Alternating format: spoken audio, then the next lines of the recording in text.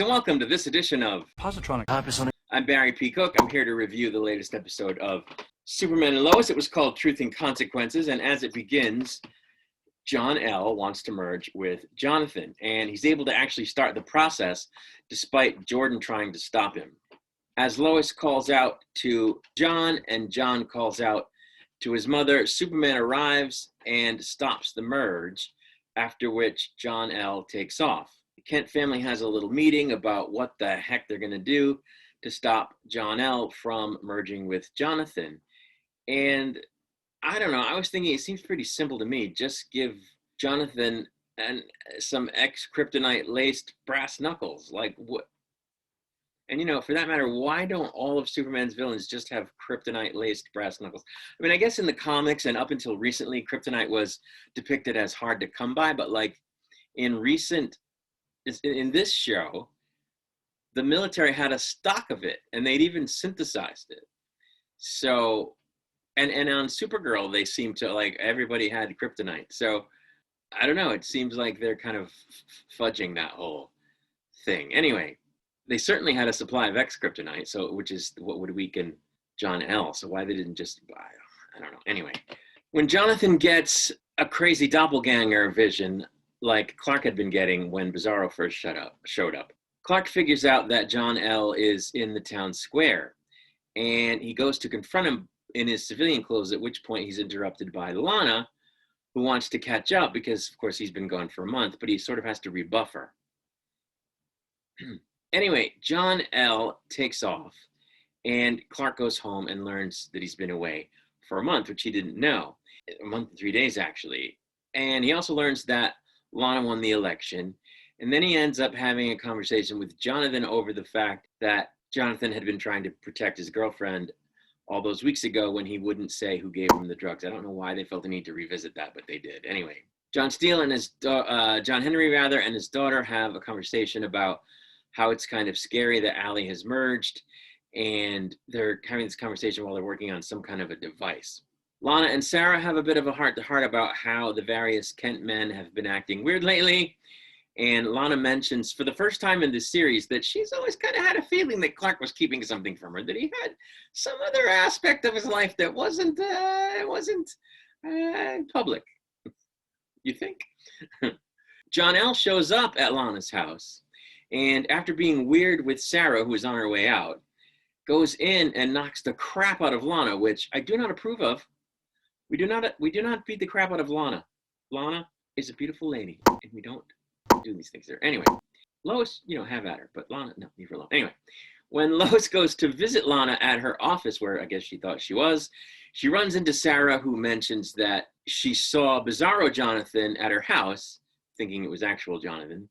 And so Lois goes to get Clark, who argues with his kids for a couple of minutes before trying to go figure out what happened to Lana, which I was like, really? Why would you do that? Anyway, Sarah then shows up at the Kent house to say, I don't know where my mom is. And Jordan actually tries to give her his letter that he wrote at Lois's suggestion. And she's like, yeah, no, I don't want your letter. Wrong time. And it's like, read the room, kid. This wasn't the time. Anyway, John Steele and his daughter go into the mines, and they walk right up to the portal because they're looking for something that they can use to power the device that they're making. But how were they able to get in there? Why isn't it blocked off by the military and stuff? I don't know. Meanwhile, Jor-El has put one of the pendants around Lana's neck. He's kidnapped her. He's got her in an old industrial building. And she soon wakes up and tries to talk with him, but she doesn't realize, who he is, and nothing he's saying makes sense to her because she doesn't know what he's talking about. He's from a different world and all this. She's like, what? Anyway, Clark can't find Lana, and he ends up having a conversation with Lois about how he could have saved her there in the town square if he had he could have saved her if he had dealt with Jor-El rather, there in the town square, which he didn't do because he was trying to protect his secret. And Lois suggests that maybe it's time to not be so careful with that secret. Then Jonathan gets another vision and figures out where Jor-El is, and Superman rushes off. When he gets there, Jor-El triggers an explosion using some kind of industrial gas tank or whatever, and that somehow pelted Superman with a bunch of kryptonite shards.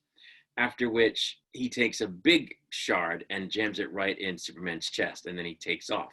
Back in the mines, evil Lana comes through the portal, and she's not happy to see John and his daughter. We then see that Jor-El arrives back at the Kent farm, and Jordan goes to confront him. Back in the warehouse, Lana literally has to pull all of the kryptonite shards out of Superman, and for some reason she was taking her time, like really, really slowly. And she left the giant one for last, which is a little weird. Like, I would have pulled that one out first. Anyway, so she's trying to get him back on his feet. Back at the farm, Jonathan and Jordan are duking it out super style, while down in the mine, evil Lana is kicking John Steele's ass because he thought he was going to be able to hurt her with the red sunlight gun, but no, that actually makes her stronger. And it takes his daughter showing up with some kryptonite, an kryptonite crystal, that she hits Lana with to keep him from getting his skull bashed in. Lana finally gets all the kryptonite out, and Superman heads off to save his family. And I've got to give it to Jordan here, because he was kind of getting his ass kicked for a minute. And, you know, from a full-strength Kryptonian. And he took it pretty good. And then he got his second wind. And he actually catches Jor-El's fist as it's coming toward him. And then he tosses his ass into the sky.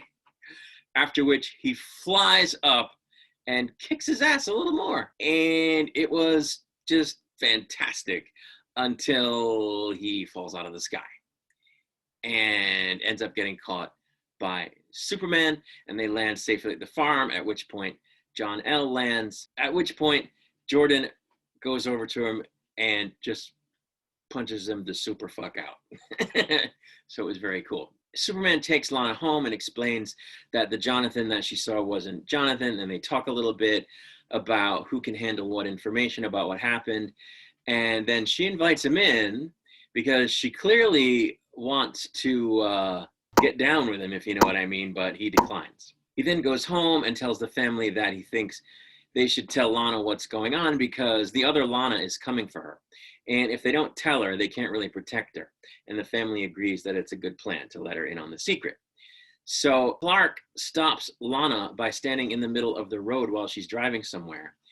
And in a fantastically written and fantastically acted and fantastically shot scene, and I mean fantastically, he tells her his secret.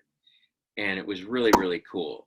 And that's where the episode ends. And the show is off again for a month. And I don't understand why they keep doing it. Anyway, this episode was really incredible. The kids that play Jonathan and Jordan were amazing, especially the kid who plays Jonathan. Speaking of which, when I complimented him on the Twitter about what a great job he did, he liked my tweet.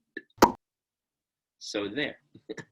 The lady that plays Lana is amazing. And this episode is probably one of the best ones they've ever made. And it reminded me yet again how lame the other CW shows are. I really enjoyed Batwoman in season 3, but it still pales in comparison to this. This show is so cinematic and so well made. It's like watching a movie every week. And it's just amazing. So I'm very excited for it to come back, which is now a month off, which is so annoying. But anyway, that's really it. I will be back with a review of the next episode in a month. Until then, I take my leave and I say peace and long life.